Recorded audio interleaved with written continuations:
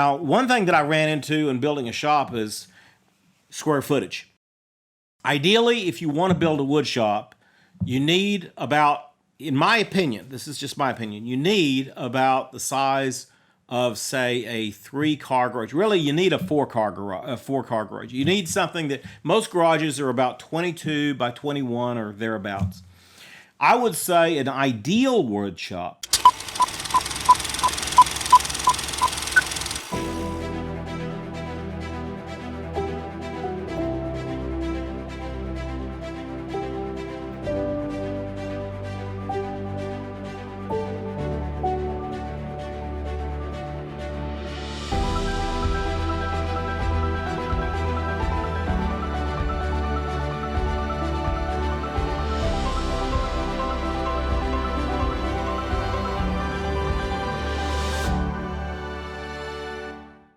would be something that would be about 40 by 40 and something with tall ceilings, maybe about 12, 15, 16 feet tall.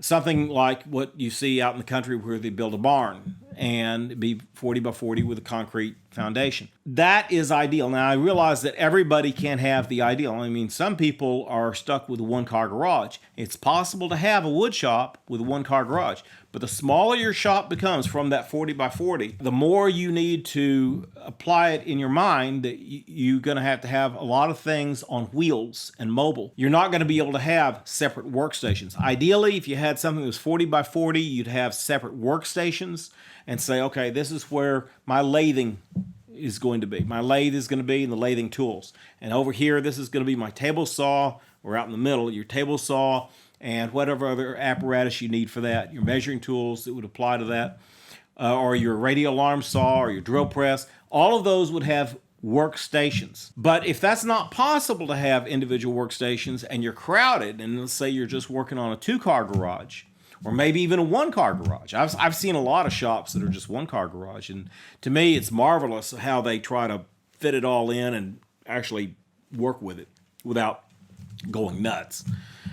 I sometimes go nuts because I don't have enough space and I'm constantly trying to move things around. The other thing I'll mention about a wood shop, and that is that over time you acquire more and more wood, especially if you're working with exotic woods that are expensive. So you want to, say, have a piece of Padauk that's this long, or Macassar ebony, or Purple Heart. Well, say in Purple Heart. Well, Purple Heart, you can't buy a piece. Well, yes, you can actually buy a block that's 3 by 3 by 1 foot. But let's say you need a little bit more than that, but not too much. Well, you're going to end up buying a 10-foot piece of Purple Heart.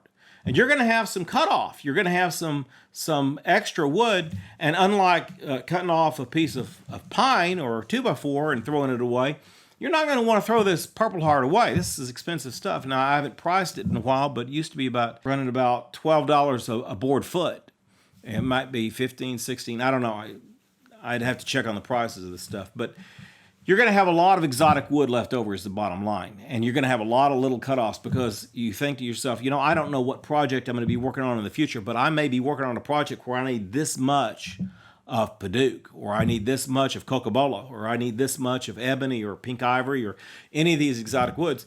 And if you do, you're going to want to reach into a box or a shelf and get that and not run out and have to spend a whole bunch of money buying more than you need and then have that cut off. So that's something else you need to keep in mind, that no matter how well you plan your shop is going to grow, not just in tools, but also in surplus wood and scraps that you think that you might find useful in the future. And it's kind of a hard job not to just hang on to everything. And I'm very guilty of hanging on to everything in my wood shop because, I never know what I'm going to need, and I don't want to be without it. You end up holding on to tools that you've never used or you've used once, but you're probably not going to get it, but you don't want to throw it away because you might need it. As I say, this is a story of how I built my wood shop. Out in my wood shop, I have a table saw, I have a drill press, I have a radial arm saw, I have a lathe, I have a pen lathe. I'd like to have a larger lathe. Now, getting back to the first of this video when I was talking about having a joiner and a planer, the reason I've never had one is because the length of wood that I have needed to cut or use that I would need to use in a joiner. A joiner makes a board flat on one side, it squares it up, and also a planer makes it to the right thickness. The reason I haven't ever needed those two items is simply because the palace's parts have never been long enough. You know, the longest part of the palace is about that long. And I've substituted the planer for a drum sander. A drum sander is not necessarily the most efficient way to plane a board, but it's worked for me. It's worked for me. Plus, I needed, if you're a drum sander is something that I would say that every shop needs, regardless of whether you have a planer or not.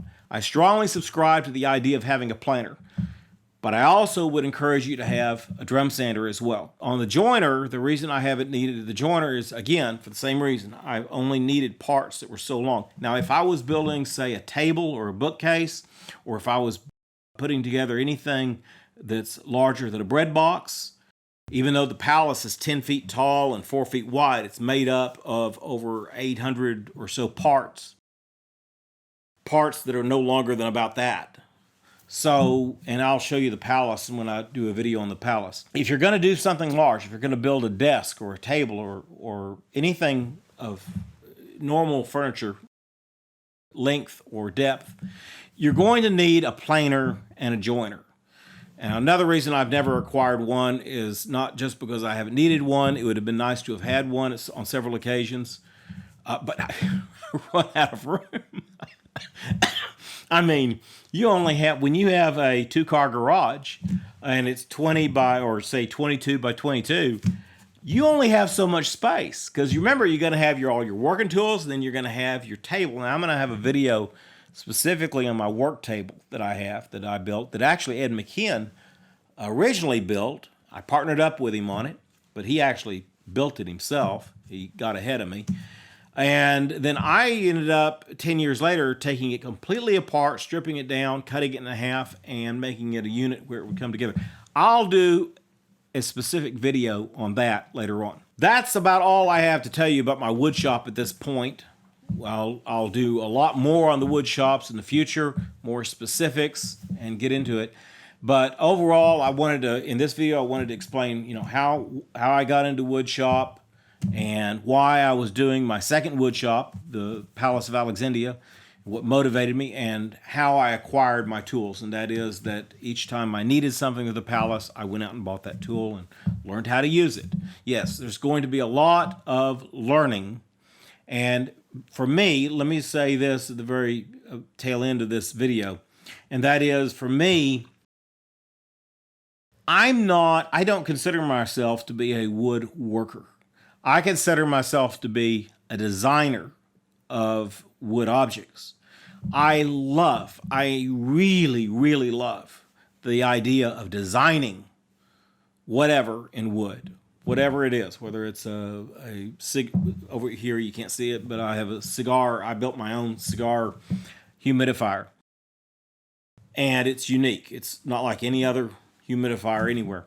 But I enjoy designing specific products to be built in a wood shop. I don't really enjoy the wood shop part of it. I don't hate it. Don't get me wrong. But you have a lot of wood shop guys out there who they just love being in the shop and they want to be working on projects. And not to knock them, but most of these, they don't come up with their own design. A lot of them do, but there's a lot that don't. There's a lot that just like to buy little kits, or they want to follow somebody else's design, and because they're into wood shop. And there's a distinct difference between design and performing or having a hobby in wood shop. Most people who have wood shops, their hobby is wood shop. My hobby, I guess what I'm trying to say, is designing stuff. But the only way to make your design come to fruition is to go out in the shop and roll up your sleeves and get out the sandpaper and go to work on the wood. So I've done that too. But if I had my choices of which one I like the best, it's design. And design has eventually led me to a wood shop.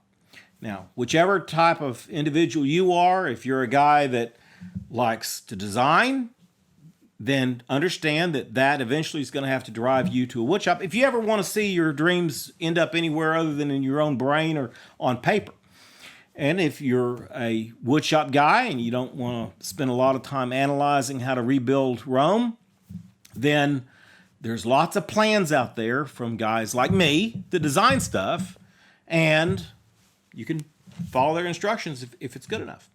Anyway, I think I've said enough on woodshop for now for this second video, and I promise I've tried to make these short, but one other thing I wanted to mention real quick on politics real quick, and this is going to be very short. I'm not going to talk about politics right now, but I've struggled with this for a long time.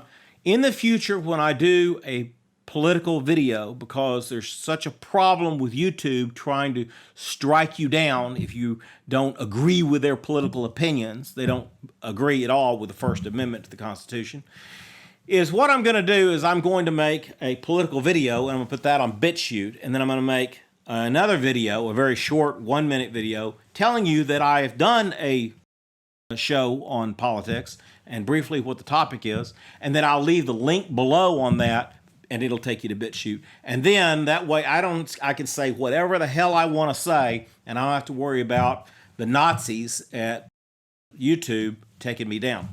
That's all I wanted to say about that. And I'm going to say that again in probably some other videos, just so I get the word out. So to round this out, I'll just say goodnight to you. We've got our next 3 films. One film is going to be on the ceiling and how I installed it and why I picked it out and so forth and so on that. The 4th film in this series will be a film on what paints I picked out, the palette, and painting it and then lighting it. And I bought new lights. I'll get into that. And the last one in this series, the 5th film in this series of season 3, before I move on to another topic, will be on the logistics of the shop and where I place my machinery and how I set it up and why I set it up. I'll explain all of that in more detail later on. Until then, this is BarbWire Strategy. I'm Colonel Jim Ed Love, wishing you well, and I'll see you on the next show when I put in my ceiling. Good night.